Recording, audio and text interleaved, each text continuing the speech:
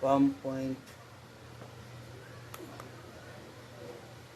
1.5. So sira na.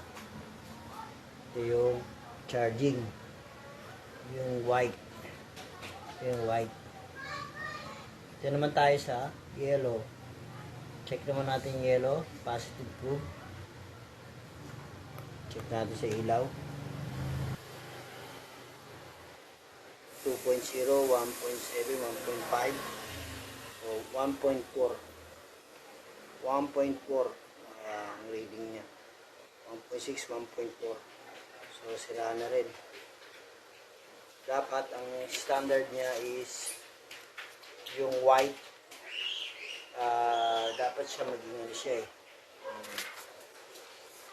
Ang standard niya dapat is ang resistance na dapat is 1.4. Pag naging 1. Dapat ang standards niya ng white is 0.32 to 0.48. Dapat yun ang standard niya. Yung white, yung green naman dapat 0.24 to 0.36. Yung standard niya dapat ito.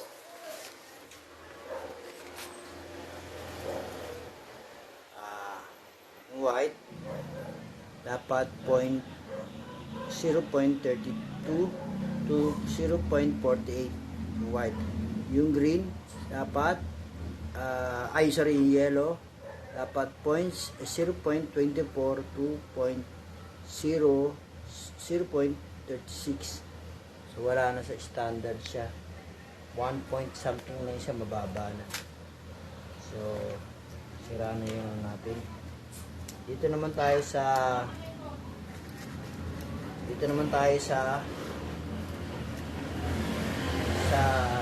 pulsar at saka pickup coil.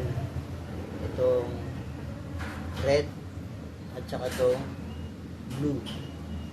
Yung blue niya. So ito yung pulsar niya. Sukatin na naman natin yung pulsar.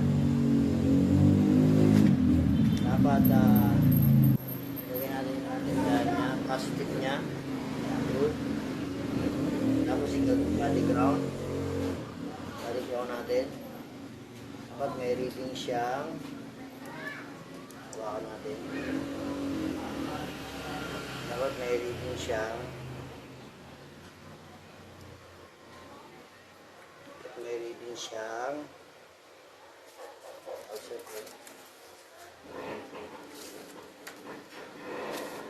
yung pulsar to chinicheck natin.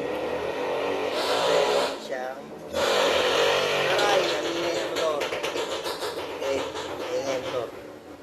dapat ang pulsar natin yung blue, may white, dapat may reading siya 125 lang, 125 ang reading niya. Ito positive, ilagay natin sa ground, o 125 lang ang reading niya.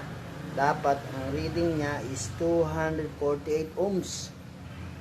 Dapat 248 to hanggang 372 ohms. So baksak na naman yung ano niya, yung resistance niya. So dito naman tayo sa black na may red. So body ground pa rin yung ano natin, test probe. Minsan nag-read dito, dapat ganun din. Standard din dapat yung pickup ay 247 ohms hanggang 372. So yan, ground natin.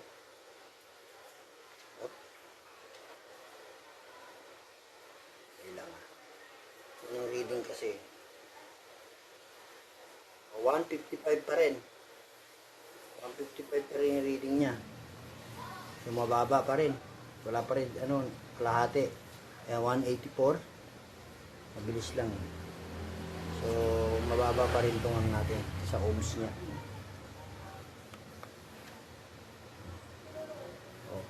Mababa na. Mababa na yung ohms niya. So wala na talaga, sira na itong natin, cap coil, so pati pulsar. sira na rin. Mabala na sa standard. So, dapat ang standard niya. Yan. Pickup coil. Pickup coil dapat nasa 248 ohms hanggang 372 ohms. Yan dapat ang reading niya sa ohms. Ohms yan, ha. So, yan muna. So, tapos na ating ito, yung tutorial natin. So, yun lang. Ang sira nito is stator, wala na sa standard. So, thank you very much. Bye-bye.